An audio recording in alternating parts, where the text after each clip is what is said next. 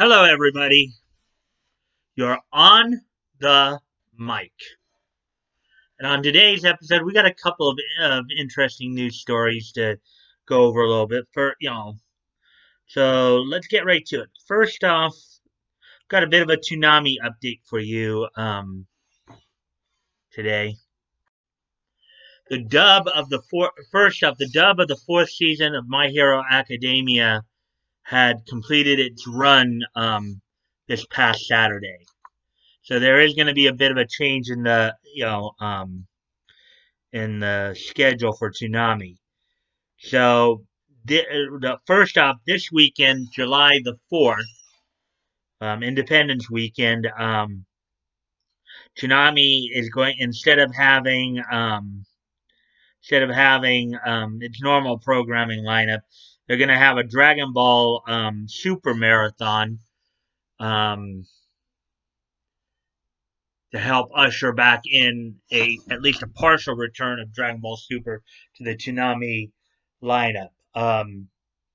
For this Saturday, the block is being normally it's been 12 to 3 since the whole start of the COVID-19 pandemic, but this weekend it will be 4 hours for the block, in which they're airing the last 8 episodes of the Future Trunks arc from Dragon Ball Super.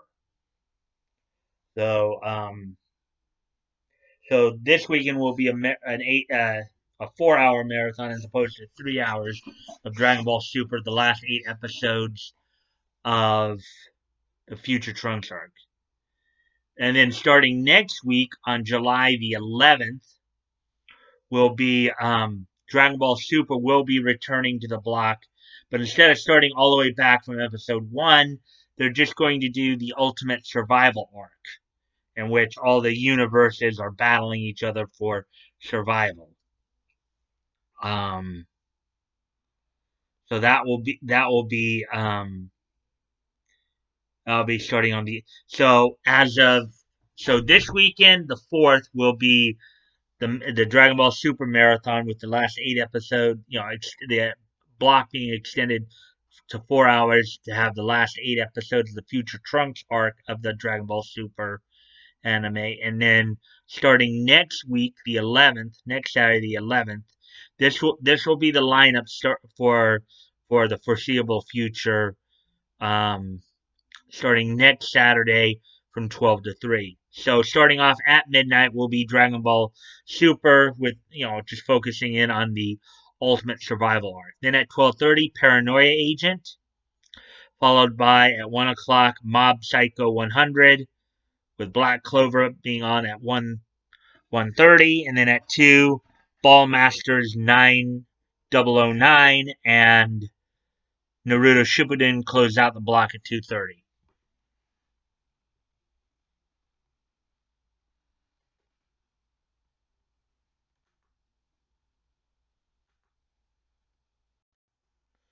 So to reiterate, next Saturday, starting the 11th from 12 to 3, Toonami block will be Dragon Ball Super at midnight, Paranoia Agent at 12:30, Mob Psycho 100 at 1, Black Clover on at 1:30, Ball Masters 9009 at 2, and then at 2:30 Naruto Shippuden.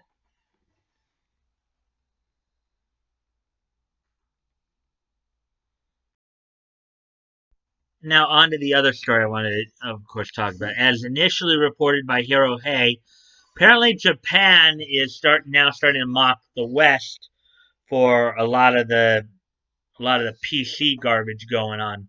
So one of the big stories that's been happening recently on the anime side of it is voice acting in general is that there's been a couple of voice actors who've decided to step down from their roles because they don't quote unquote fit the type. One of the more notable ones, of course, the voice actor for Cleveland Brown um, from Family Guy, decided to step down from that role because he wasn't black. This whole idea of, um, oh, you absolutely need to voice your own race seems to be picking up steam a little bit here. Um, and Japan is kind of mocking that idea. It's like there have been some tweets that have been put out there where they find it somewhat hypocritical, especially when you consider that yes, we have a bunch of when we do dub Japanese dub into English, the majority of the voice actors are white, but it's like okay, you got white people dubbing over Japanese lines and Japanese people, you know, and now you're having here in the States, oh well, you absolutely have to, you can only voice your own race. It's like it is kind of hypocritical, and one of the arguments that the Japanese made too in this was that, which was an interesting argument, is that in doing that, you almost seem to be reinforcing certain stereotypes. It's like only black people can voice black people. Only white people can only can voice white people. It's kind of reinforcing a stereotype. It's this whole over the top political correctness baloney is that it's baloney. You know, first off, most people when they're watching, whether they're watching cartoons or anime or any kind of programming, I don't really think they're sitting there thinking, "Oh, is that person black or is that person white or is that person Jap?" I don't think people are just into the story. They're into the escape. As I've said before, people are just looking to get away from the stupidity of the world. We don't need to be reminded of it when we go to escape it by going into our entertainment. I think I kind of mentioned that the other day when I was talking about the whole situation between Brian Drummond and one of his fans too. Is that you don't want we when you if you whether it's anime, cartoons, or any other type of entertainment like movies or sports even, nobody wants to be challenged. They're not there to be lectured to. Now I know some people have argued that well, these people are just trying to use the platform they have to kind of spread the message, but something that's I don't think that's really the best way to go about it because when you start to try to do that, you're gonna be alienating about half of your fans. That's just a fact. Somebody said to me, "Well, yeah, maybe people need to be made to feel uncomfortable." Yeah, but the only problem is there's consequences to that. You know,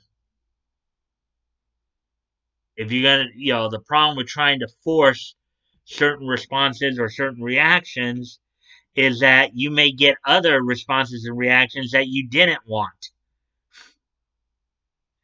You know,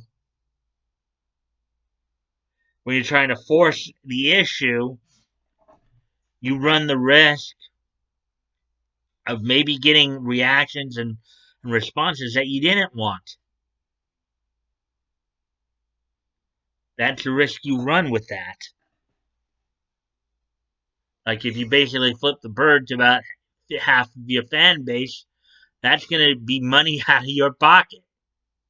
And let's say if you're, let's say, like somebody in the NFL who is collecting millions of dollars, and then, you know,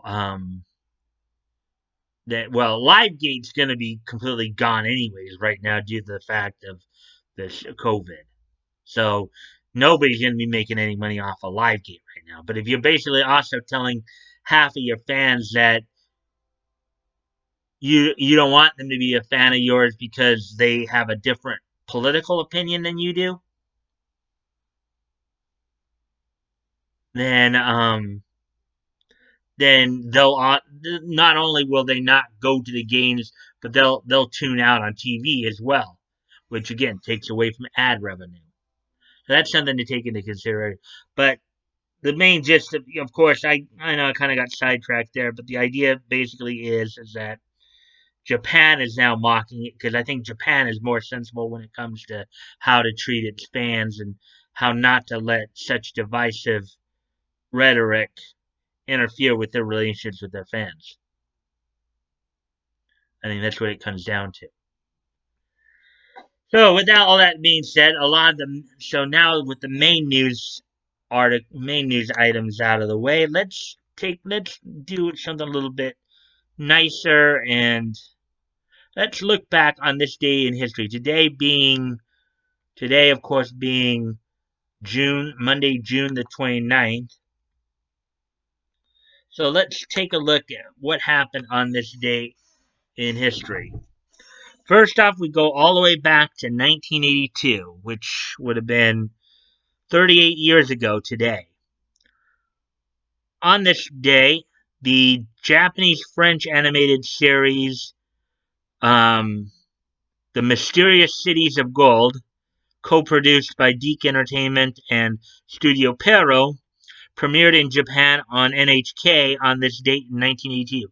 On this date in 1982, the Japanese-French animated series The Mysterious Cities of Gold, co-produced by DiC Entertainment and and Studio Pero, premiered on NHK on this date in 1982. So now moving ahead in time to 30 years after that date. On this date in 2012, Gravity Falls officially debuted on Disney Channel on this date in 2012. 2 weeks after a preview episode had aired, Gravity Falls officially debuted as a regular series on this date in 2012 on Disney Channel. Moving ahead a little further, on this date in 2015, from the Verizon Center in Washington, D.C., WWE hosted Monday Night Raw on this date. In the main event of the show, Kane and Seth Rollins defeated Roman Reigns and Dean Ambrose. Among some of the other big matches on the night included John Cena retaining his WWE United States Heavyweight Championship over Cesaro, but he retained it, but he still lost the match via DQ, thanks in large part to Kevin Owens' interference, who did a pop-up power bomb on Cesaro to prevent him from winning the title. Also on the night, you also saw a an 8-man match in which you saw the Primetime Players and Lucha Dragons defeat Bo Dallas and New Day. Also, in the opening match of the night, after minute 24, Big Show in a match between two of the literally biggest wrestlers in the company and in the history of the WWE. Big Show defeated Mark Henry in 1 minute 24 in the opening match of that night. That happened in 2015. And then on this date, and 1 year after that, in 2016, which was 4 years ago today, DC Comics released out on the newsstands Green Arrow: A Celebration of 75 Years, the hardcover collection, which of course was a collection of stories of the Green Arrow's adventures dating all the way, obviously dating all the way back 75 years from that point, which would have been all the way back to 1941. So even back to the Golden Age. So on this date in 2016, Green Arrow: A Celebration of 75 Years, the hardcover collection was put out on the newsstands by DC Comics. So now, with all that being said,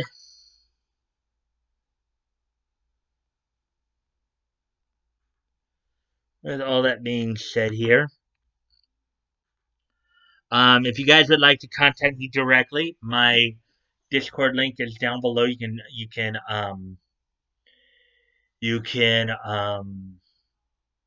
direct message me down there.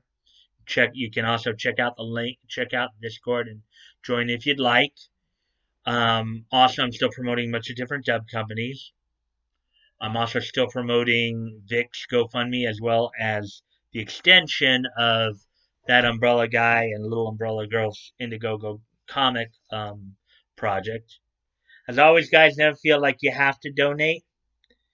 If you have the means to and it's on your heart to do so, please consider donating. If you have already donated, please consider donating again. And if you cannot donate, you can still help out the cause by sharing the link. Sharing is caring. You never know. Maybe somebody in your circle of friends may want to help out. You never know. Um, Also, guys, if you like this content, please consider liking, commenting, sharing, subscribing. I always look forward to the conversations with you guys, as long as it's civil and respectful. And also, don't forget that don't forget that I have my next VA premiere happening this Friday. I'll be highlighting the voice acting career of a Calgary-based voice actress, Meredith Taylor Perry. I hope you guys will check that out. And I'll have my next trial stream on this Sunday at 7 o'clock. Don't have a subtitle to it yet. I'll probably decide that at a little towards the end of the week, and depending upon what news items are out there and what I decide I want to talk about. So hopefully I'll catch you guys on those, and and until tomorrow, bye.